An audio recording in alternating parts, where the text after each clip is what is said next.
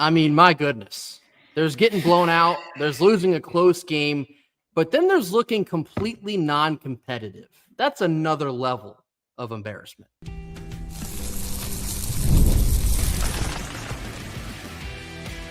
You are Locked On Wolfpack, your daily podcast on the NC State Wolfpack, part of the Locked On Podcast Network, your team every day. What's up, Wolfpack Nation? It's time to get locked in with Locked On. Thanks for making Locked On Wolfpack your first listen each and every day. We are free and available wherever you get your podcast and on YouTube. Part of the Locked On Podcast Network, your team every day. Our Saturday evening postgame live is brought to you by Mazda. Like players, Mazda sweats out every detail because when you make every move count, pulling off the unexpected is only the beginning. Mazda, move and be moved.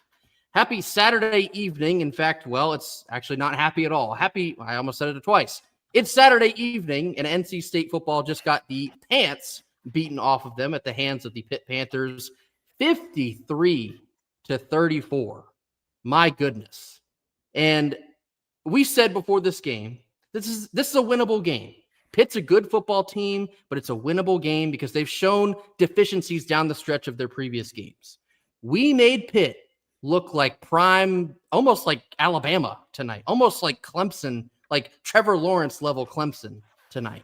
Zero defensive resistance. Play calling was all over the place. I don't know how you go away from Hollywood Smothers after he breaks off a career-long 65-yard touchdown.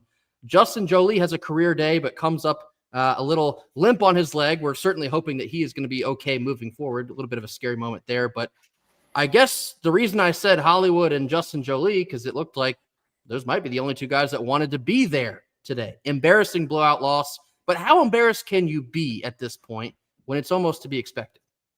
Well, that's the thing, Grayson. You need to be extremely embarrassed by this. As a program, you need to be extremely embarrassed by a loss like this. You should never expect this to be the case. I expect it, to be quite honest, for NC State to come out and put on one of those games where you're like, oh, this is a classic Doran game where all the chips are down and you're like, all right, we're all done with Doran. And he's like, hold on, wait a minute now. And that was not possible in this one. This team is beyond bad. This team is beyond, this is beyond like these types of things happen. This team looks hapless and helpless. How do I say this team looks hapless and helpless?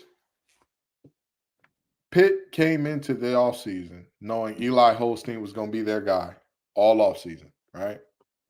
They played against Duquesne in game one. Duquesne. Quick question, Grayson. If I had to tell you, guess, where would you tell me Duquesne University is? I am a college sports sicko, so I know where it is. It's in Pittsburgh. Correct. But how much of the population do you think knows where Duquesne is? I would imagine very little. And they allowed 61 points to this offense with the returning guy who won ACC Freshman of the Week almost every week for 8 weeks straight or 7 weeks straight to start off last season, right? So it makes sense that Duquesne, an FCS program, allows 61. Not only did we allow 53, Grayson, it was the way that we allowed the 53. It was the way that all of that happened in this game. For instance, you look at Kataris Hicks, who caught that long 84-yarder, right? And you say to yourself, well, man, Mr. Hicks must have been burning people all year long pretty much, right? He's had one other 100-yard game. One other game of beyond 20 yards all season. That was at Louisville and a loss. That's it. Other than that, we're the only time that he's shown up in this massive way. This is embarrassing. And the worst part about that play, this is why I say we look hapless and helpless. Brian Nelson II is number 7, correct? He is, yes. He was playing off 7 yards. Can't do it. At the start of that play. What else can DJ Elliott do? What else can he do? As much as I want to say, hey, DJ Elliott, this is 100% on you. If I place a guy 7 yards off and he gets beat for an 84-yarder, you will never play for my defense again. I do not care how good you are, what's going on, you are playing 7 yards off.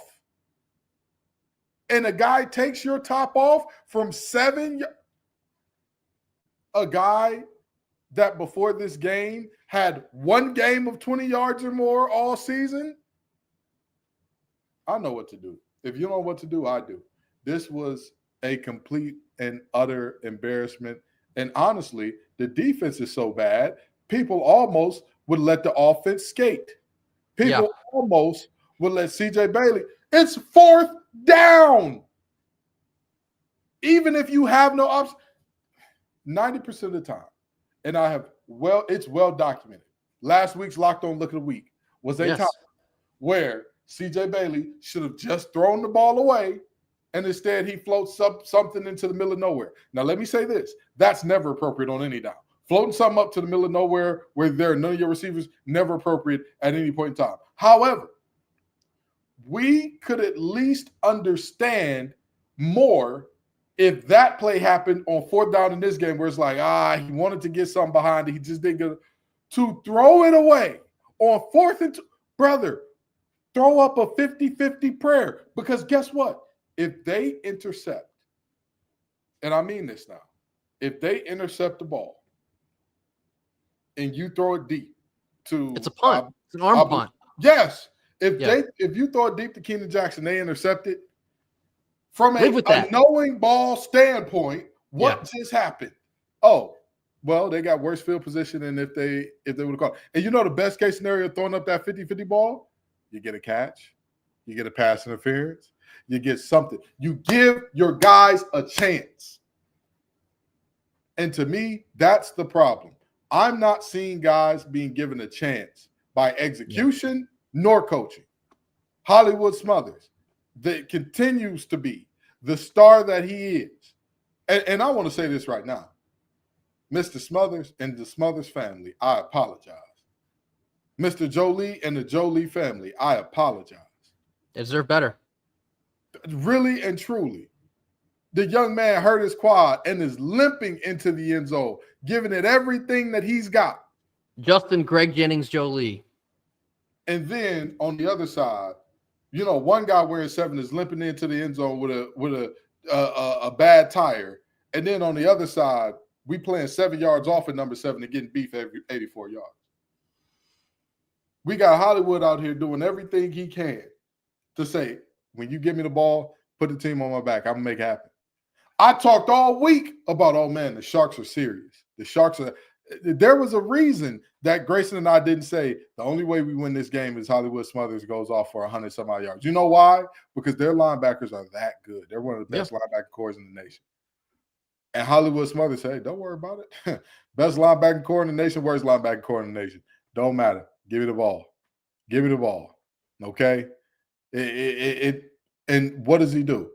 Goes off for a 60-something yarder. And what was our response to that 60-something yarder? How many times did Hollywood touch the ball after that, Grayson? If I'm not mistaken, I think he might have only had 4 to 5 more carries after the fact. He finished with 8 total.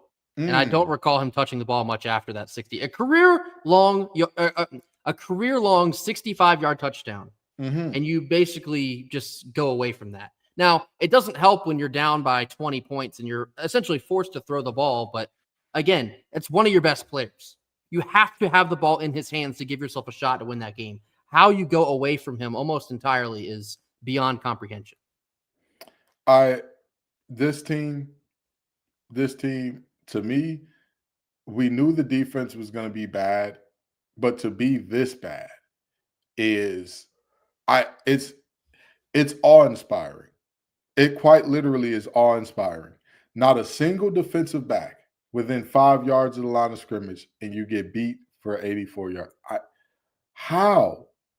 Who is that buster? Who is not doing their job? Who is not doing their job? This was as disappointing of a game as I have seen in quite some time. And to be quite honest, I don't know which one feels worse. this game or the Virginia Tech game based upon the fact that we let Pitt's offense do things that they had not done all season since Duquesne to us. All types of stuff. Freshman passing record in terms of yards, Grayson. A Pitt freshman passing record given up in this game. I don't know, like, what this team continues to disappoint. It continues to frustrate, and it feels like a gut punch it's getting so bad. The fan base is now doing, and Wolfpack Nation, this is all love, this is no shade, but Wolfpack Nation is now doing revisionist history for all the other sports based on how bad football is. I mean, people are drawing Will Wade as Atlas, holding up the world as if Westmore ain't took us to more Elite Eights than we got in all of our men's basketball history, darn near. If I'm not mistaken, he might have more Elite Eights than we have in men's history. I know he got more Sweet 16s. I'm pretty sure about that one in terms of, recent history. It's getting so bad, people are forgetting we got a soccer team that's one of the best in the nation. It's getting so bad that people are forgetting we got a cross-country team that's one of the best in the nation because we are getting whooped on like this. And Wolfpack Nation, again, this is no shade. I'm not blaming y'all for this response because we're watching what we're watching. This is the sport that everybody watches. We're in America, okay? As much as soccer is the beautiful game, don't nobody give a damn about that. They don't care in America. It's just what it is.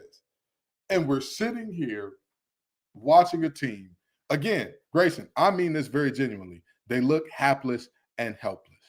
They look like another team is having their way with you and you can do nothing to stop it. They are imposing their will on you, doing whatever they want to do, and you can do nothing to stop it, which is embarrassing.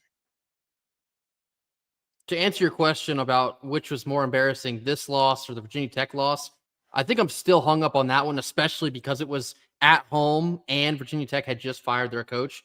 How you lose that one is still boggling my mind. But like I opened the show with, to go on the road and just look non-competitive for 4 quarters, that's like, you just reach a whole nother level of apathy. And that's the word that you're going to see probably a million times on social media upcoming this week. Apathy. The fan base is apathetic. And especially when Will Wade and men's basketball, they hit the floor for the first time publicly tomorrow on Sunday, the exhibition game in Greensboro. Hoping for some excitement there because we certainly did not get it here.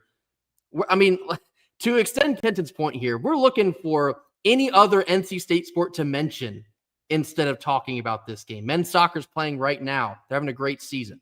We would borderline rather talk about that than NC State football, the sport that we wait 8 to 9 months a year to be able to talk about.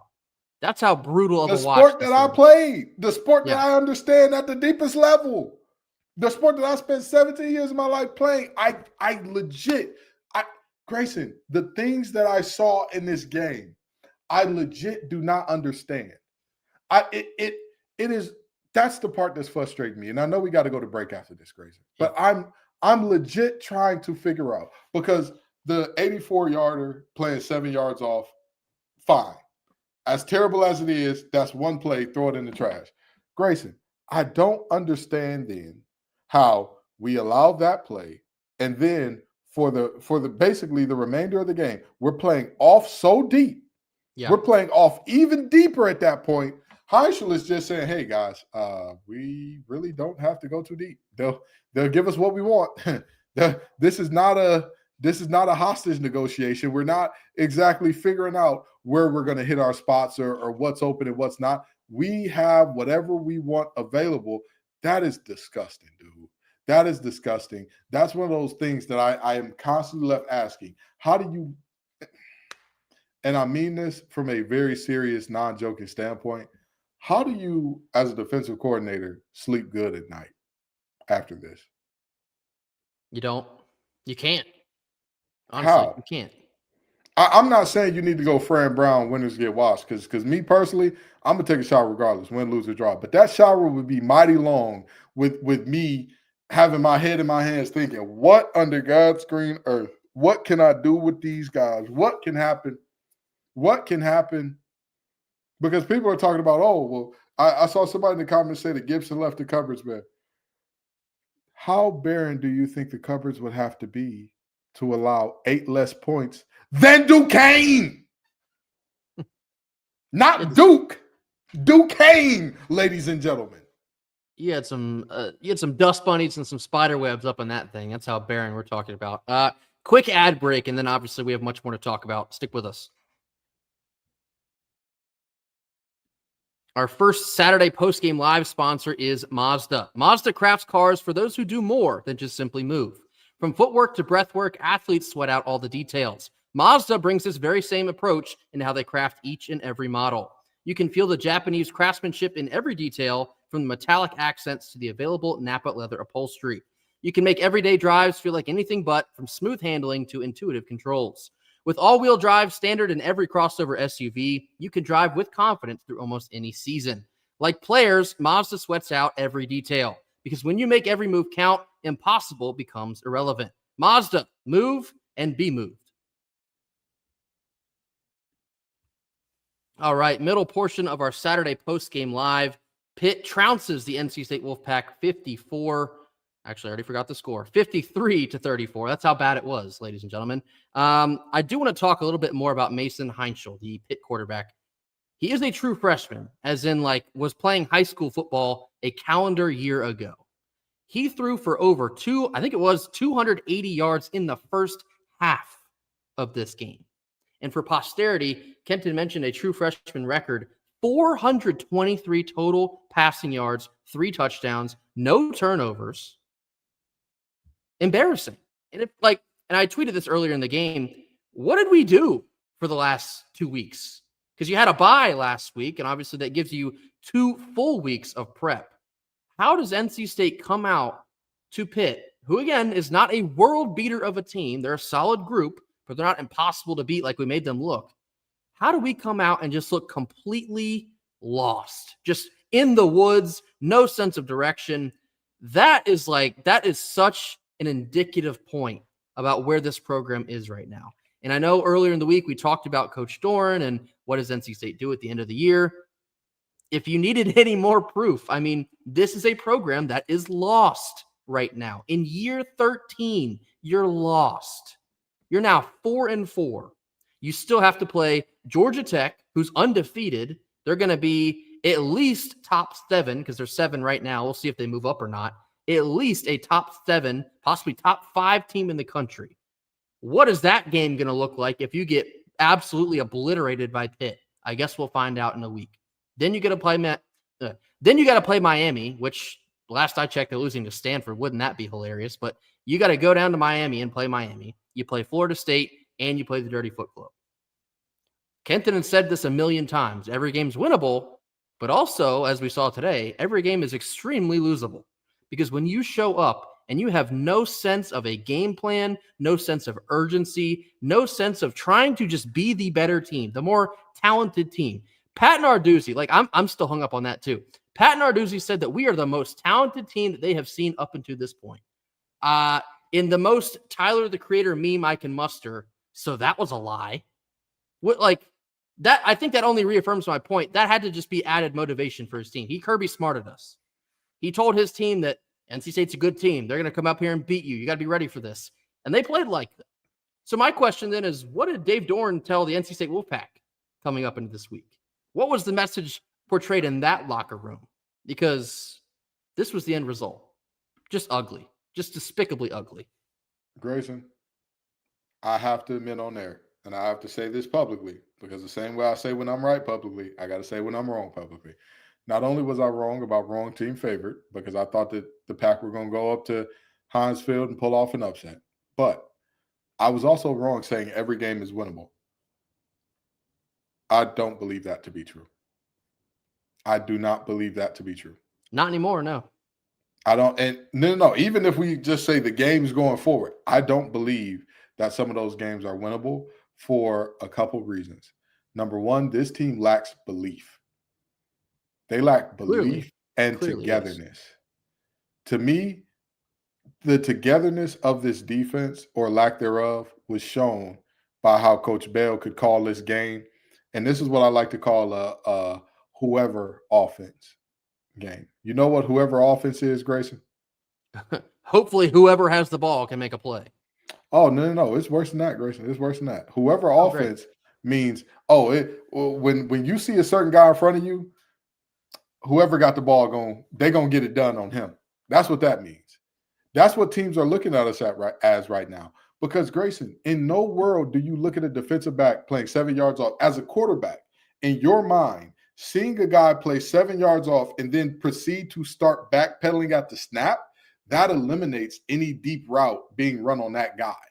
If you respect that corner, if that corner is decent, if you believe that the corner and the safety have any type of communication. Yes, whole team is a milk check. Yes, that's what the whoever offense is. Because if you see that a team is in cover 3 or even cover 2, but you believe that the corner is the one taking the deep half, you do not, under any circumstances, look at that post. You don't look at that. That doesn't happen. You know why Heinzel looked at it? This is the whoever offense. We can do whatever on them boys. They ain't got nothing for us regardless of what we do. You and I sat here and said Notre Dame was playing disrespectful football by throwing fades when we had guys 8 yards off. Yep. Notre Dame, I apologize. I was not familiar with our game. I apparently was not familiar with NC State's game. This was as disappointing of a game. And here's the deal, right? Here's the deal. I was wholly against Grayson's idea of potentially having a gap year where you just get somebody else in, for a year. And then I'm telling you. After this, I'm telling you. Because I'm with all due respect, I cannot imagine, and I'm not saying this lightly, I'm not saying this jokingly, I cannot imagine what DJ Elliott has gone through this year with some of the losses that he's endured and things like that this year. Yeah. Losing a child, I cannot imagine. I got 10 nephews and nieces. They're the closest thing I have to children. If I lost one of them, I cannot. I imagine I'd be quite distraught as well. I imagine I'd be unable to function and do my job because I got, between this show, Locked On ACC, and my full time, I got 3 jobs every day. I got to clock in, go to work every day. Oh, yeah. Got to do that, right? I can't imagine what that would be like. But my thing is this. If this is the best you can do, if this is the best product you can put out there, have respect for your legacy and your name as a coordinator and say, I've got to step away. I've got to step away. I can't be the best man for the job. Yeah. I'm allowing 8 less points than Duquesne. I can't be the right man. It can't be me. Again, I don't want to hear the cupboards are absolutely barren because we've got 2 rush ends that have been playing like their hair is on fire all year. But then I'm watching our pass rush, and for whatever reason, we have them running games and stunts that are taking all day and tomorrow to develop. If you're going to run a game that takes all day and tomorrow to develop, that means that you're trusting your DBs to hold up in deep coverage. Why would you do that with this bunch? What about that makes sense to you? Oh, okay. This is a moment where it's very clear. House got to be cleaned. House got to be cleaned. And there's no way around that. There's no way around that. Wait, is Wake Forest actually 5-2? Is that a thing that's actually happening? They beat SMU. Wake Forest has won 5 games? I don't think they're 5-2 though. Let me check on Lord that. have But mercy. They did beat SMU today. I did see that. Okay. Wake Forest is 5-2 and 7th in the ACC standings. But our cupboards are barren, guys. The cupboards were left barren. That's the type of stuff I mean. You can't tell me that a coach that's coaching Robbie Ashford to wins is a thing that's happening. And meanwhile, you're going to tell me we just don't have the NIL support. And Wake does? You sure about that? I'll tell you what they do have over there in Winston-Salem. They got a better coach. This is it. This is time. And again, I say this with all due respect. And Doran knows. I've talked to him offline, in person about this. Grayson has seen me and Doran interact at ACC Media Days and have conversations that didn't exactly look like it was the friendliest thing in the world and all that. Because I'm going to always tell you the truth. And right now, I normally, when I say, okay, you've got to bring him back, there's some reason. I don't care how brutal the coaching search is this year. If you need to go a gap year, do the gap year. Do the gap. Because even the teams that are on gap year are looking a lot better than we are. Even those teams are looking a whole lot better than we are. Stanford is hanging tough right now with Miami. Stanford is leading Miami potentially going into halftime, most likely going in tied, even if something goes wrong for them boys. And you're going to tell me that, oh, yeah, the cupboards are just too barren to keep up with Pitt. The cupboards are just too barren. We can't keep up with the Pitt Panthers, but somehow Stanford can keep up with Miami. Enough. Hey, it's been real. It's been fun. Again, this is not to diminish Doran's legacy and what he's done here, because he has done very good things here. This is not me disrespecting that and saying that nothing good has happened under Doran. However, Boo Corrigan, you know what you got to do. You know what you got to do. And here's the deal. With Boo Corrigan's track record of hiring coaches, I'm not even mad if he goes out and says, you know what, we got to take a big swing, or we got to go out there and go. We got to take a risk on an unproven somebody, but we're gonna do something to get something new here. I'm not mad at it, because the lack of effort, the lack of passion, the lack of vision, the lack of execution, I can't do it no more. I can't do it. We're sitting here arguing about which DBs are getting beat the worst. With all due respect, my boy Cam hopped in my mentions and said, hey, man, what do you see in this player? I say he takes chances. He at least takes chances. These guys are getting beat deep without taking the chance. I don't understand how you play conservative and still get beat over the top, but, this feels like the Mud Dogs before Bobby Boucher got there, because this is just, wow.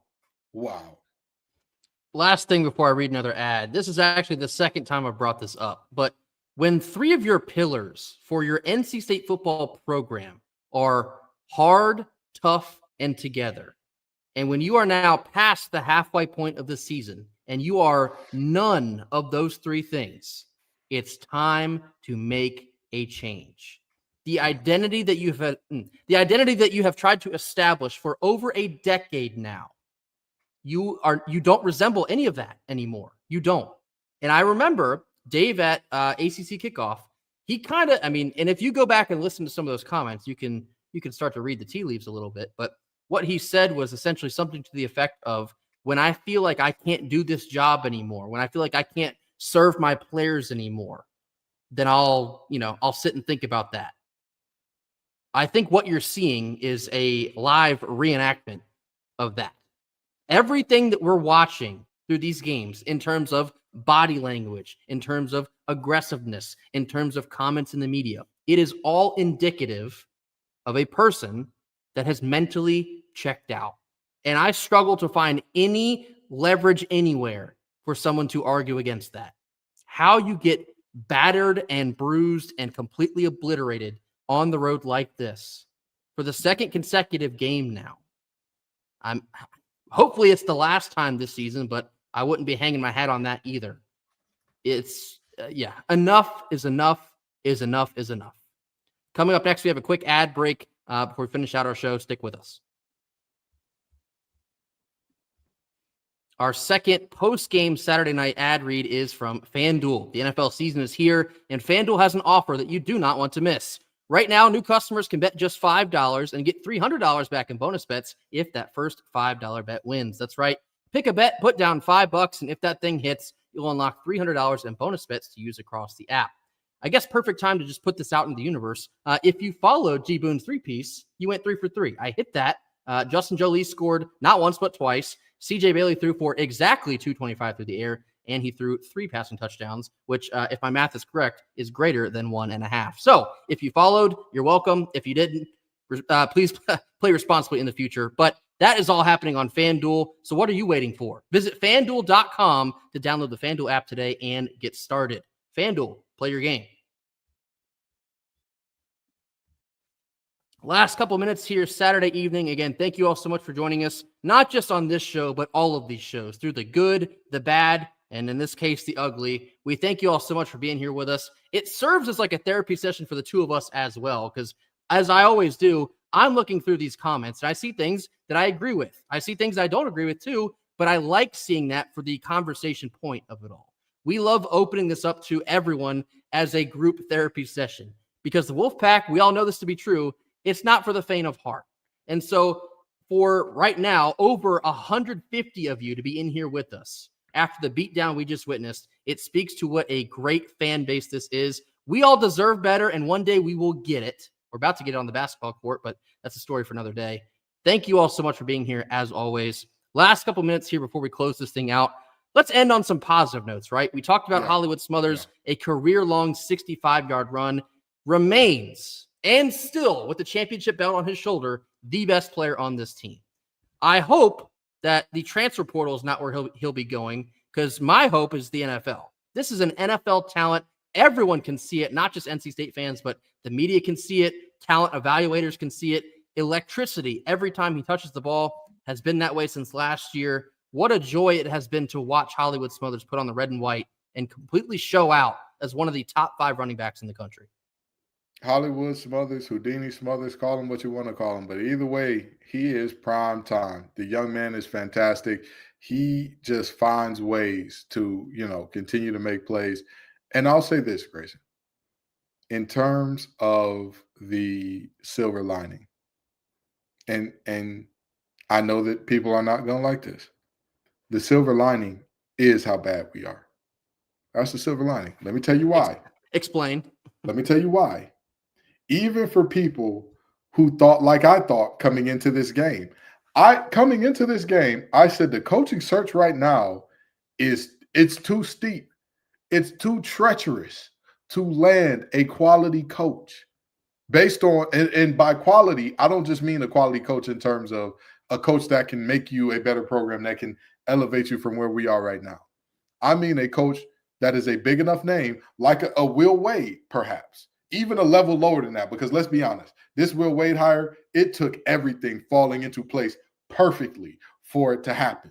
Trust me, I know the behind the scenes of it. That's how Grayson and I were able to tell you before anybody else who the guy was. It took everything falling in line perfectly. I'm not even expecting a Will Wade type of thing. My question was, even if we go a tier or two below that, who could we actually get to come into NC State? But this game and this team and this defense are so bad, that argument is null and void at this point. The argument of, hey, how it can get a lot worse if Doran ain't here to keep the ship stable, that goes out the window. Quick question, Grayson, how many games we got won this year? 1? No, I'm saying how many have we won so far this year? That's 4. 4. We need 2 more for bowl eligibility. Of our next games right now, how many could you see us winning? And I know people are going to say, well, you're falling for recency bias and you're never as bad as people think you are when you lose a game. But how many of those do you think NC State's going to be favored in going forward? Favored? Yes. Probably just one. It's probably going to be the Dirty Foot Club. I mean, maybe things could change at that point in time because, again, they took Virginia to overtime, came up a yard short, but even they look like they're somehow improving, at least a little bit marginally. So I'd say us being at home, that's probably going to be the only one we're favored in. We're not going to be favored against Georgia Tech, certainly not on the road against Miami. And Florida State, maybe Florida State. We'll see. So here's why I asked that question. You are looking at how many teams out of the bottom rung of the ACC in terms of the teams that we played this year, and how many of those games are going to end up being losses. If you lose to Florida State, if you lose to the Dirty Foot Club, again, the silver lining for me is that there is no more room, there is no more argument for, well, there's a floor that you can bottom out and reach. Nah, you're there. You're in hell. And I don't subscribe to Dante's 9 circles. Not my personal theology. So you're already in hell. Do what you got to do. Do what you got to do to get out.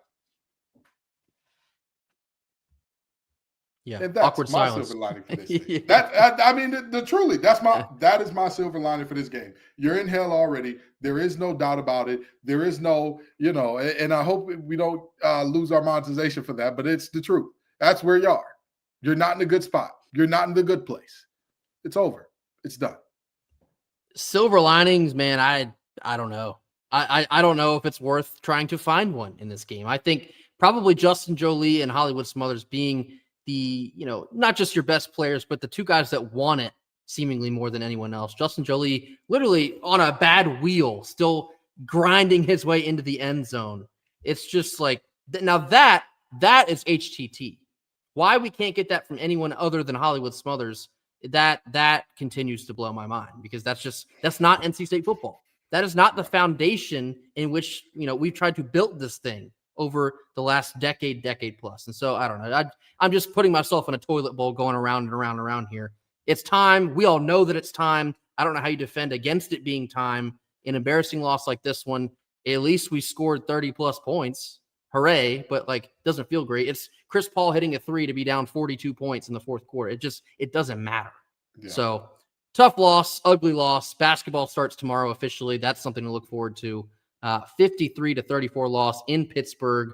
Coming up next, we got Georgia Tech at home. That's going to be a top 10 team in the country, possibly top 5 team in the country. Again, continue to keep your eye on that. That will do it for us here on Saturday night. As always, NC State has the best fan base in the country. Thank you all for being in here. Win, loss, and anything in between. You guys are the best. We appreciate you wholeheartedly, regardless of the result. Again, enjoy the rest of your Saturday. Basketball, they're playing tomorrow. We'll certainly keep our eyeballs on that. For anyone asking about how to stream that, I don't believe you can. I think the audio feed is the only thing available. So if you're in the building, of course, you'll have your own 2 eyeballs on that. But if you're not, it's a radio feed for everyone else. Basketball, Will Wade's coming to save us because football, gross. Don't have much to talk about. Again, Wes Moore is on the break as well. That's right. One of the biggest and best front courts that he's fielded in quite some time since Alyssa Gune was walking through those doors, probably. So, Yeah. So, appreciate y'all. We love y'all. We will see you again on Monday for more. So until then, go Pack. Go Pack.